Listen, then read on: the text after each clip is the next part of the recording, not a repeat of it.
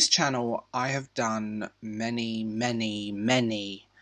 like books versus movie and books on screen videos, and they've always been fairly easy, but for this one, Call Me By Your Name, it's fundamentally much harder because the book and the film are the same.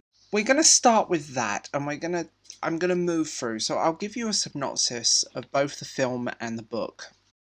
It's the summer of 1983 in Italy, and Elio, a 17-year-old boy who spends his day in the family villa, playing classical music, reading and flirting with his friend, and one day, Oliver, a charming American scholar, arrives as the annual summer intern, tasked with helping Elio's father, a professor, with his work. Elio and Oliver discover that the hidden beauty of awakening desire, and over the course of the summer, they will alter their lives forever. So let's start with it. So I'm going to start with the differences and in order. So the differences are small but there. So there's a subplot involving another writer. Although elements of that pop up in the film, the book uses it far more. So the book uses it more to build the story and build the character, and it kind of explains more.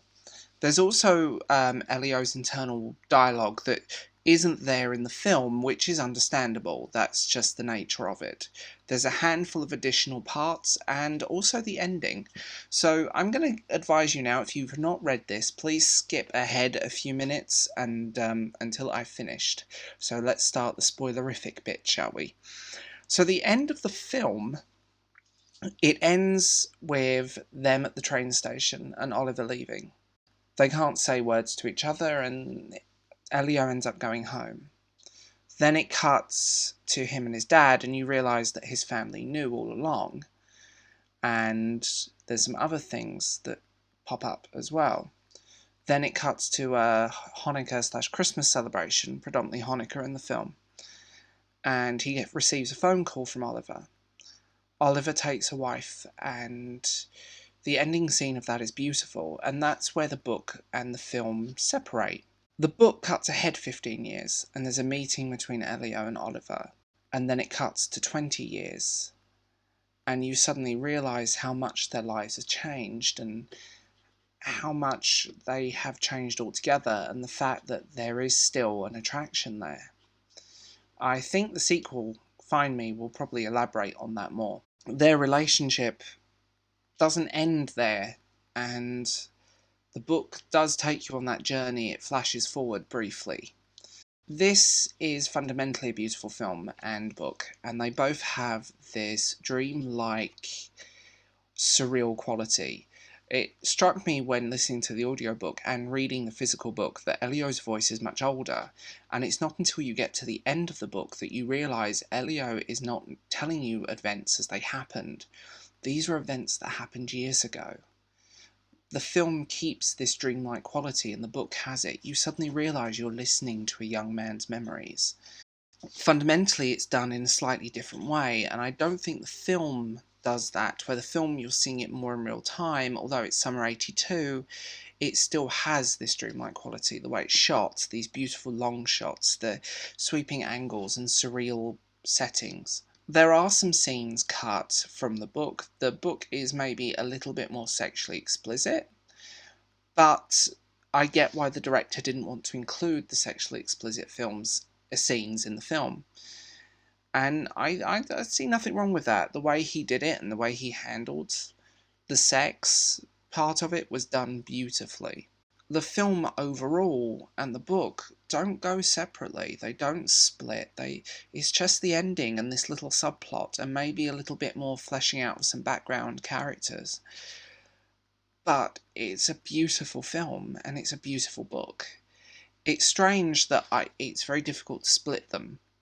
The way the director handled the subject matter, the way he handled the material, the casting. There is a sense of arrogance to both characters, especially given their background, but there's also a sense of want and a sense of need. These characters, Oliver and Elio, care about each other. You get the feeling that for Oliver this is not a new thing, for Elio it may be. Although book and film imply some history, and also it's very interesting that it deals with bisexuality rather than homosexuality, which I think is brilliant. It's a very unusual thing, and you have these two Jewish characters. I think if you're going to go into this, you can read the book and watch the film, but don't do it at the same time because one will spoil the other in the sense of the story.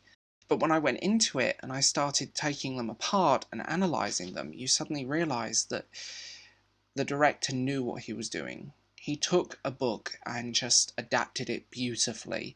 There are some elements that have been added in. There are some moments here and there that flesh out the story. There are elements that are cut, like the flash forward and the ending of the novel.